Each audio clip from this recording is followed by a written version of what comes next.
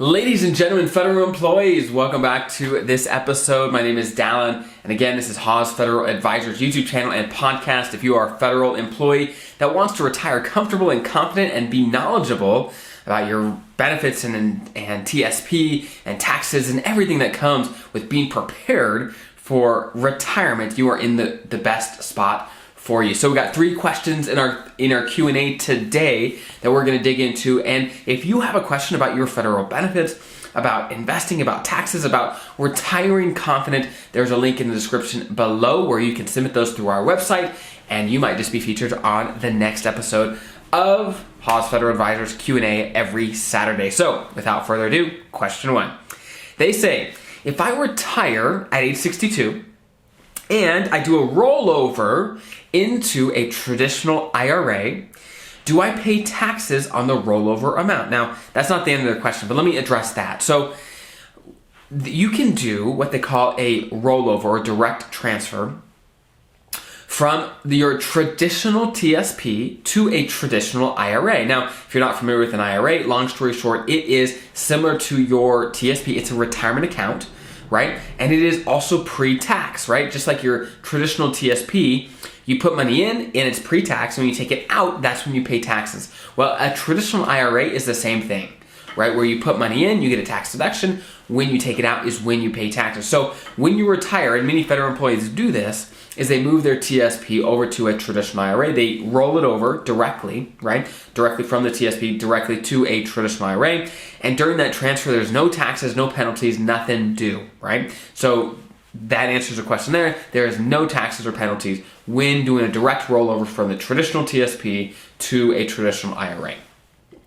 The second half of their question, they say, also, if I am 59 and a half, if I'm over 59 and a half years old, they say in parentheses, and I plan to retire at age 62, can I take a lump sum out of my TSP?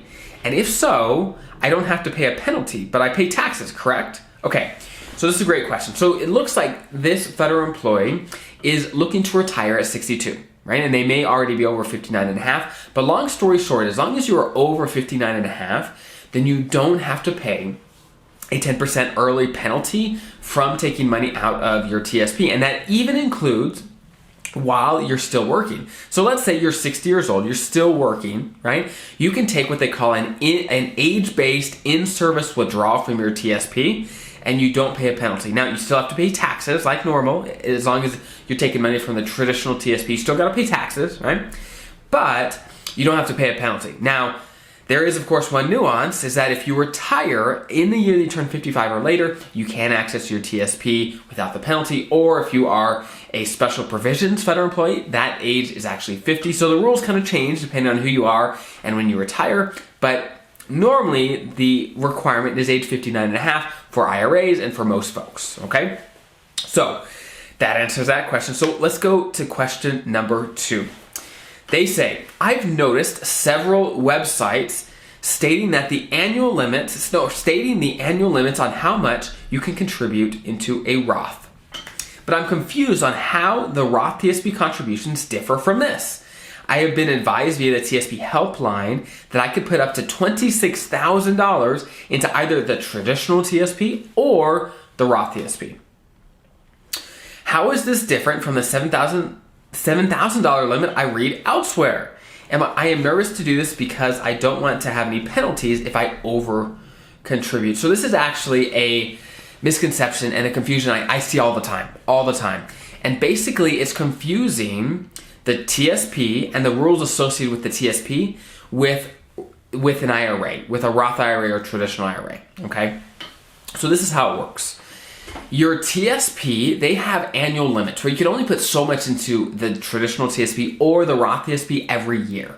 In 2021, if you are under age 50, you can put $19,500, okay? And that is the shared limit between the traditional and the Roth. So you could put $19,500 in the traditional, but then you can't put anything into the Roth, right? It's shared. Or you could do a split, so you could do 50-50. However you want, you just can't go over the limit. Now, if you're over the age 50, then you could put up to $26,000 into the TSP. And again, this is the limit for 2021. They do adjust sometimes over the years, okay? I think 2022, it's a higher amount, all right? Just keep that in mind, okay? So now, how does that differ from a Roth IRA? Now, when you start Googling the annual contribution limits for a Roth, well, often the results you're going to get is for a Roth IRA, because most of the world uses a Roth, or not most of the world, most of the United States, right? They use a Roth IRA and not the Roth TSP, because not everyone is a federal employee, right? So you have to understand that there's a big difference, and you have to know, it's like, okay, when are they talking about the Roth TSP, and when are they talking about a Roth IRA? Because for a Roth IRA, the limit is $6,000 every year, right? And that is actually shared with a traditional IRA limit, right? That's shared there.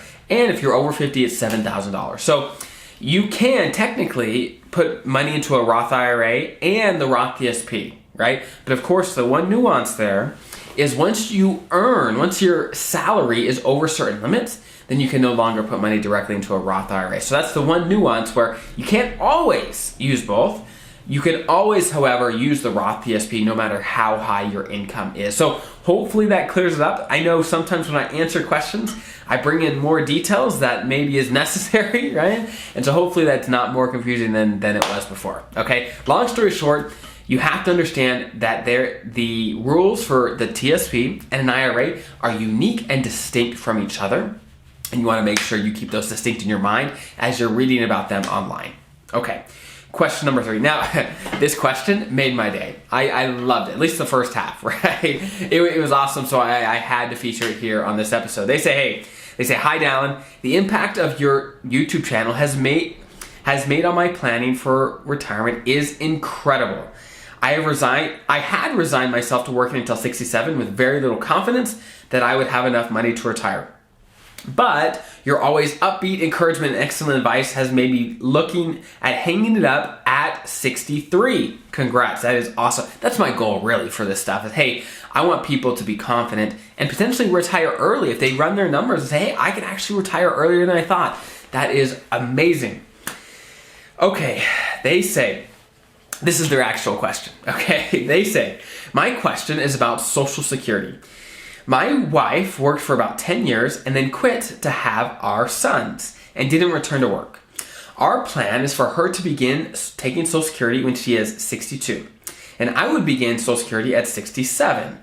Is it possible that when I take my Social Security at 67, that she could convert to Social Security spousal benefits?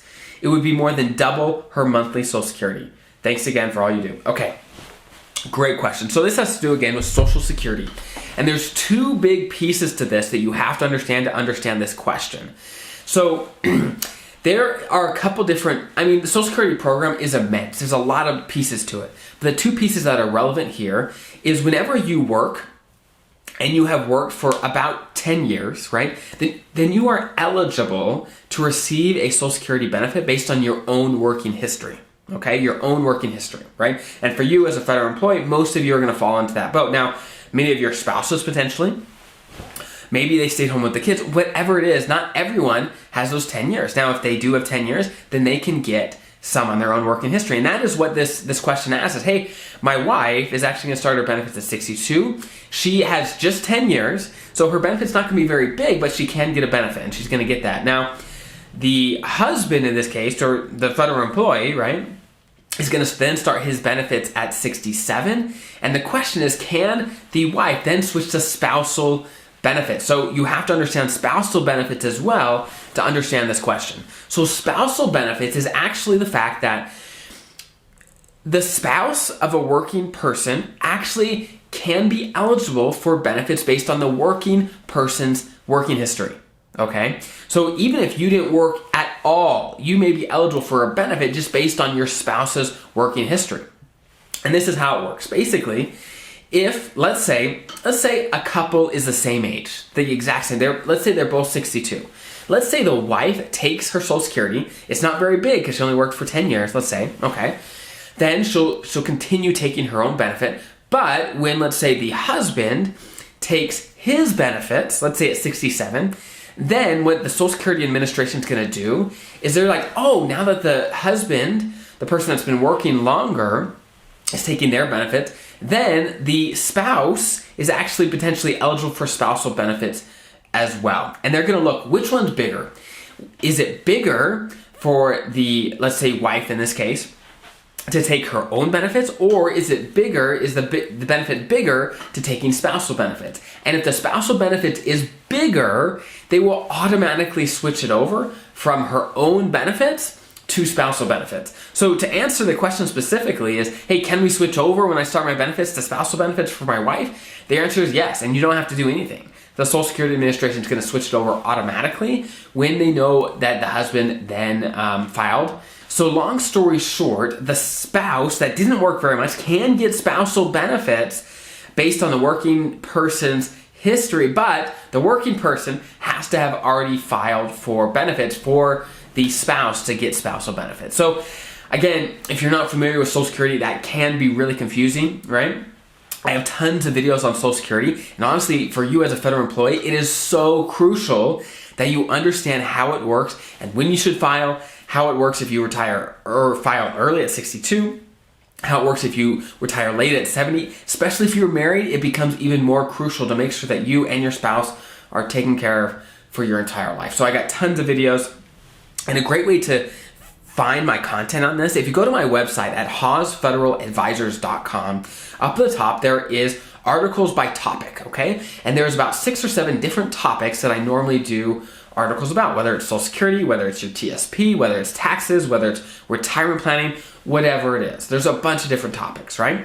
And if you click on that, then it's gonna filter all the content, the videos and the blog posts and all those things. It's gonna filter by those topics, right? So you can find the ones that are most relevant to the questions you're asking, and you could really learn so much about how it works for you. So I hope that was helpful. And if it was, all I ask is please hit the like button. Please subscribe. If this is valuable for you, consider sharing with a friend, right? That really helps us out a ton to share this, to get it out to as many federal employees as we can, so that, again, like some of these questions included, that is really helping people be comfortable and confident in retirement, which is the goal. That we love to hear those comments.